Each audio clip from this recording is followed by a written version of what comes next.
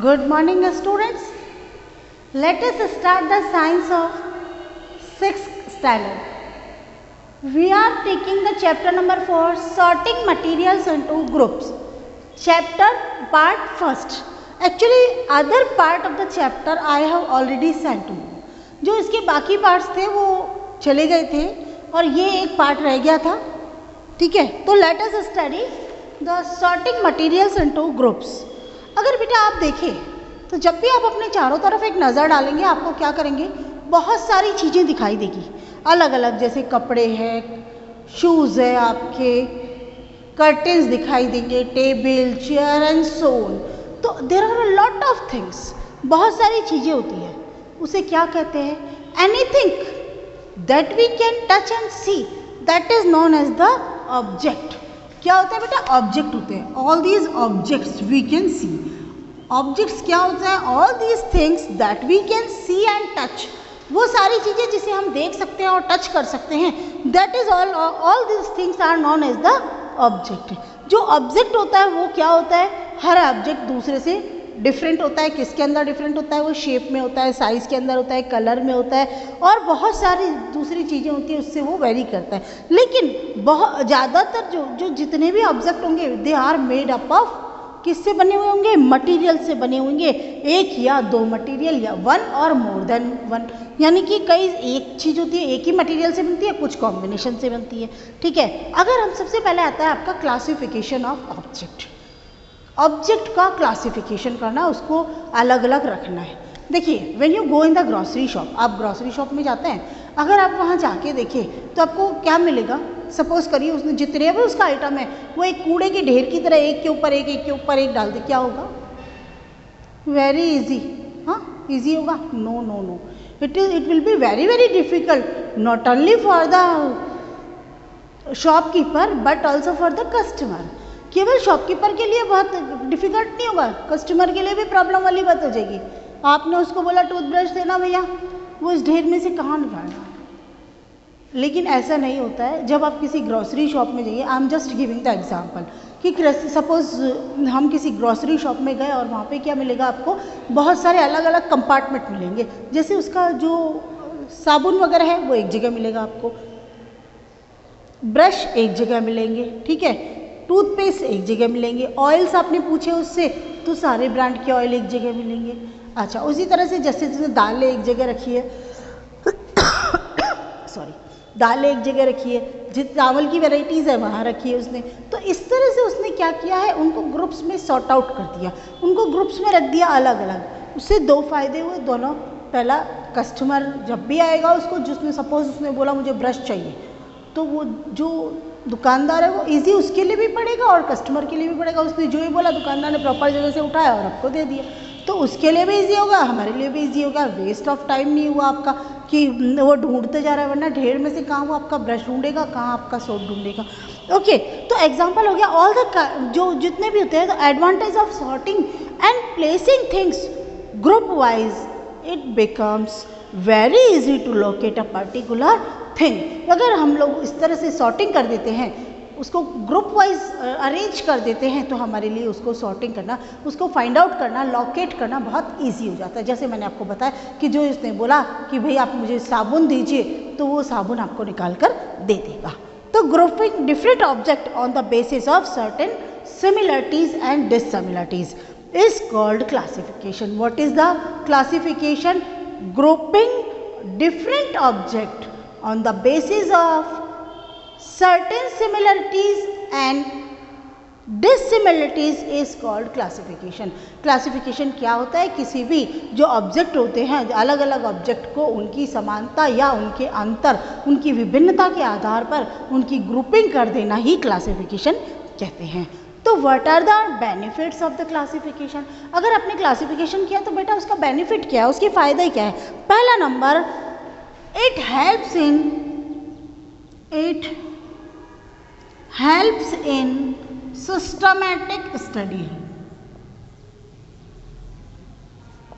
It helps in systematic study of objects. किसी भी object की अगर सिस्टमैटिक स्टडी करनी है तो उसको क्या करेंगे हम, बाकायदा उसका ग्रुपिंग कर देंगे, बाकायदा उसकी क्लासिफिकेशन कर देंगे। It helps in identifying and locating.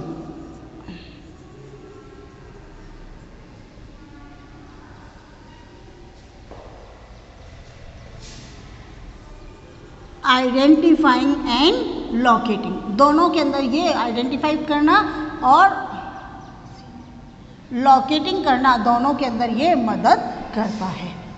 तीसरा आपका आ जाएगा कि it helps to study the properties of object of one category and also observe any pattern in this in these properties. यानी आपको क्या हो जाएगा, to study the properties of object. It helps to study of properties of, it helps to study the properties of object। मतलब किसी भी object की जो प्रॉपर्टी है, उसके गुण है, उसके हमको स्टडी करने में बहुत आसानी होगी, क्योंकि हम एक साथ ही तो रखेंगे। सिमिलर प्रॉपर्टी है तो एक ही ग्रुप बना लेंगे हम उसके। जैसे हमने क्या कहा कि सिमिलर प्रॉपर्टी है, मतलब आपके जो टीथ है उसको साफ करने के लिए जो काम में आता है, सिमिलर प्रॉपर्टी है, तो वो क्या होगा, आपके ब्रश हो गए। ब्रश में अलग अलग तरह के होते हैं, बच्चा ब्रश भी होता है, बड़ा ब्रश भी होता है, तो हमने सबको एक जगह रख दिया है ना, प्रॉपर्टीज ऑफ ऑब्जेक्ट आ गया आराम से। अब ये बने हुए किससे हैं, ये सारे जो क्रिस्टल है वो प्लास्टिक के बने हुए होते हैं। अब उसके बाद में it helps to know that how the members of a group differ from those of the other group.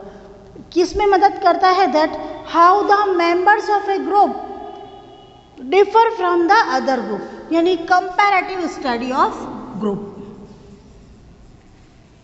आपका क्या किया उसने, कंपैरेटिव स्टडी ऑफ ग्रुप, यानी कि ग्रुप की कंपैरेटिव स्टडी करने में उसने मदद करी आपके। ये आपका हो गया क्लासिफिकेशन। अब आता है material. A substance which is used in making different object is called material। अब अपन किसकी बात कर रहे हैं, मटीरियल की। मटीरियल क्या होता है, किसी ऑब्जेक्ट को बनाने के लिए जो सब्सटेंस हम इस्तेमाल करते हैं, that is known as the material. What is the material, a substance which is used to make a object is known as the material. किसी भी ऑब्जेक्ट को बनाने के लिए जिस सब्सटेंस का यूज करते हैं उसको हम बोलते हैं मटीरियल। आया समझ में। All the objects are made from one or more then one material. एक या एक से ज़्यादा तरह की जो काइंड ऑफ मटीरियल होते हैं। जैसे कि अगर अपन बात करते हैं तो चेयर होता है, चेयर आपका वुड की बनी हुई होती है, as a wood is a material. Spoon is made up of steel, spoon आपका स्टील का बना हुआ है और स्टील इज़ अ मटीरियल। तो इस तरह से अलग अलग ऑब्जेक्ट होते हैं जिनके द्वारा बने होते हैं। Materials can be classified into two groups. दो ग्रुप में हमने इसको बांटा है, टू टाइप्स के होते हैं। One is the human made material, जो इंसान वे मटीरियल जो कि इंसान के द्वारा बनाए जाते हैं, that is known as the human made materials. And other is the natural material.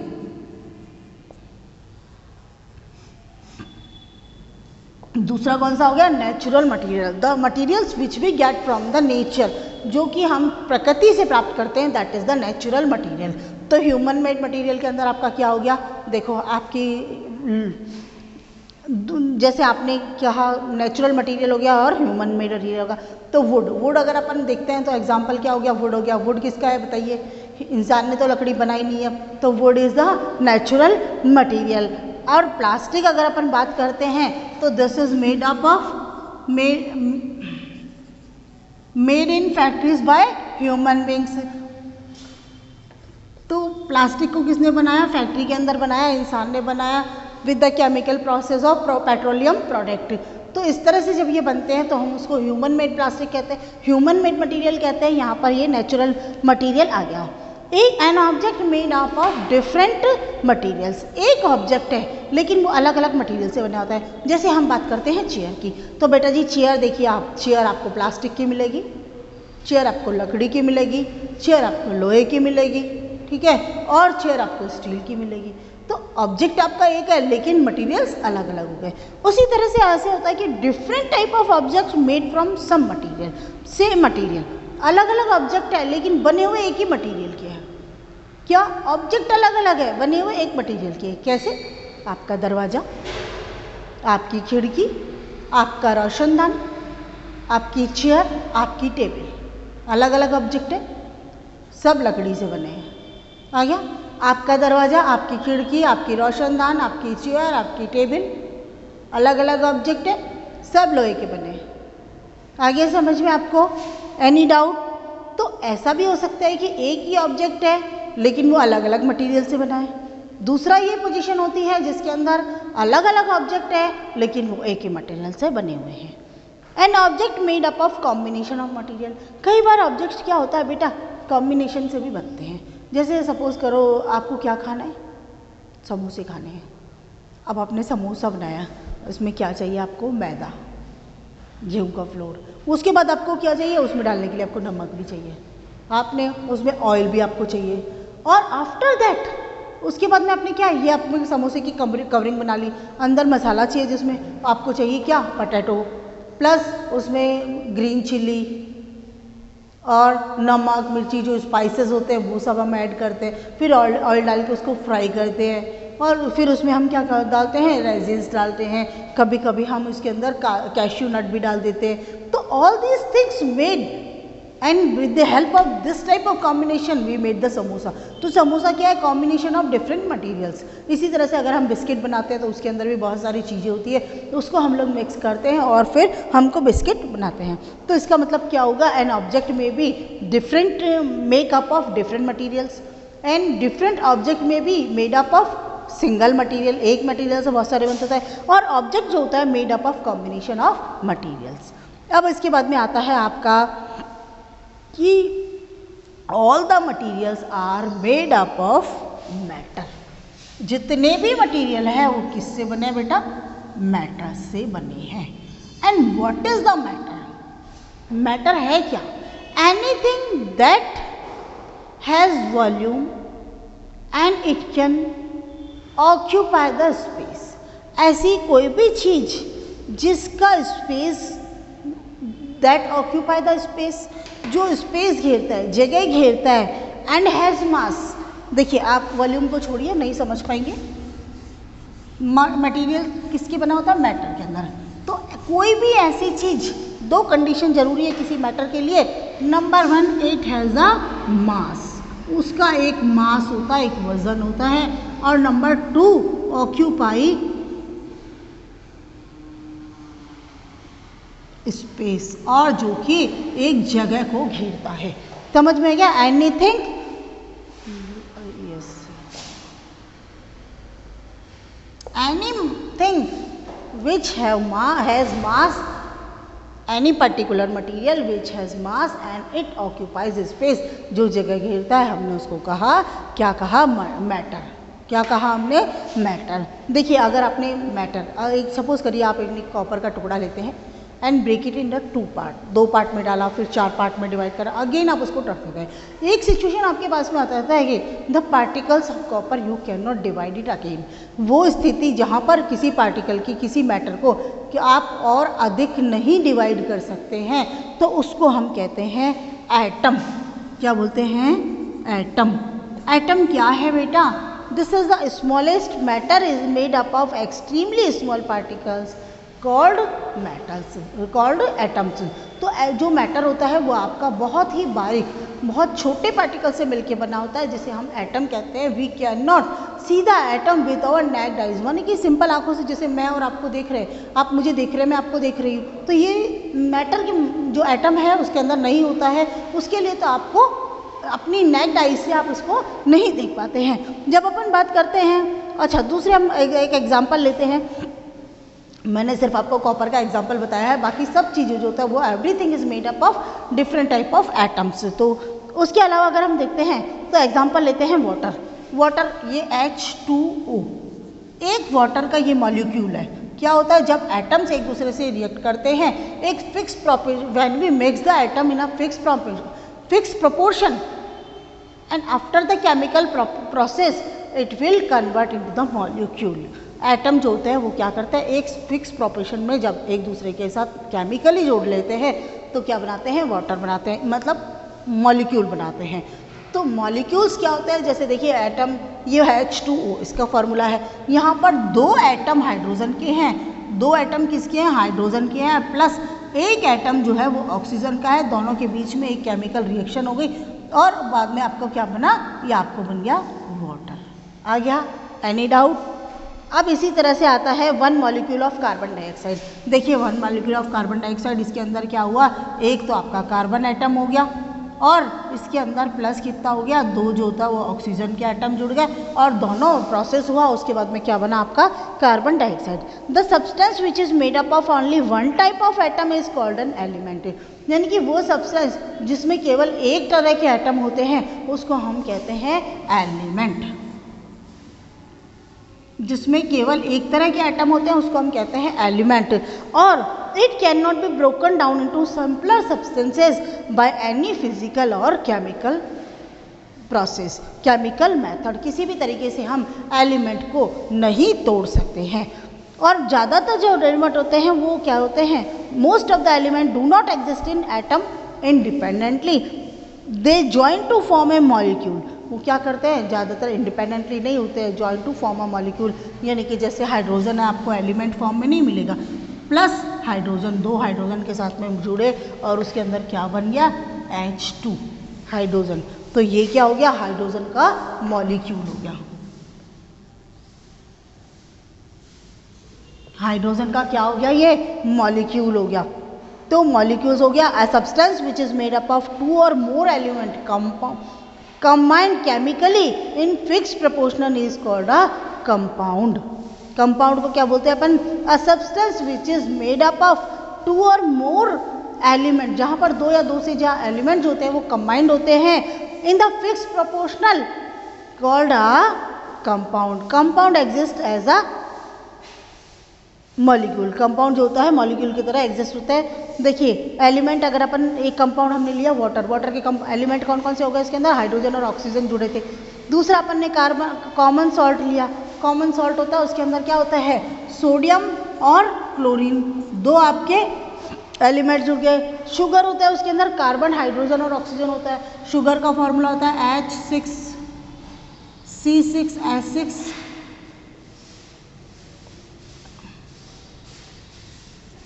ये होता है आपका शुगर का। तो इसमें कार्बन, हाइड्रोजन और ऑक्सीजन 3 जो है वो एलिमेंट मिले और उसके बाद में ये आपका क्या बन गया, compound of sugar, compound of salt, compound of water. Okay, any doubt? No. Next है आपका properties of material. Properties of material यानी कि किसी भी मटेरियल के अंदर कौन कौन सी प्रॉपर्टीज होती है, so that we can classify them. हम उसको उस प्रॉपर्टी के अकॉर्डिंग क्या करते हैं, क्लासीफाई करते हैं, सॉर्टिंग कर लेते हैं, उसकी अलग अलग कर लेते हैं। देखिए जैसे आपने क्या लिया, कुछ मटेरियल होते हैं जैसे आपने एल्यूमिनियम, कॉपर, स्टील, ये सारे के सारे क्या लिया आपने, कुकिंग पर्पस के लिए जो बनाए थे, कुकिंग पर्पस के लिए जो हम यूटेंसिल्स देते हैं काम में, वो सारे हमने किससे बनाए, कॉपर, एल्यूमिनियम है, स्टील है। We never use the paper making, paper utensils. हम कभी भी पेपर का जो है वो बर्तन नहीं बनाते, बिकॉज जानते हैं when we put the utensils made up of paper it will catch fire and start burning.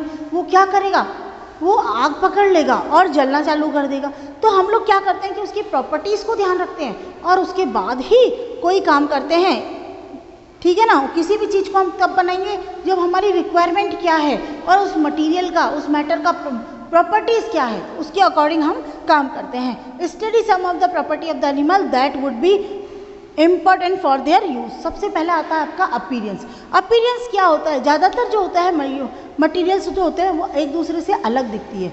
जैसे आपको कुछ मटीरियल आपको दिखेंगे बड़े चमकदार है, कुछ बड़े डल दिखते हैं। तो मटीरियल्स यानी अपीयरेंस आपको देखने में कैसा लगता है, देखिए कुछ मटीरियल क्या होता है, लस्टर होता है, एक शाइन होती है, तो उसको हम बोलेंगे लस्ट्रस मटीरियल। और एक जो होते हैं वो बिल्कुल शाइन नहीं होती है, उसको कहते हैं हम डल मटीरियल। देखिए कार्डबोर्ड कैसा दिखता है आपको, डल। सिल्क का कपड़ा कैसा दिख रहा है, एकदम सिल्क में एक अलग शाइनिंग होती है, तो that is the shining. Metal की बात करते हैं, मेटल की बात करें, आपको गोल्ड कैसा दिखता है, शाइनी दिखता है। गोल्ड आपको शाइनी दिखता है, लेकिन सॉरी रबड़ आपको कैसा दिखता है? बिल्कुल डल दिखता है। तो this is the appearance. Appearance के अंदर क्या हो जाता है? The special kind of shine present on the material is called lustrous. Materials like iron, copper, aluminum which have luster are called the lustrous material.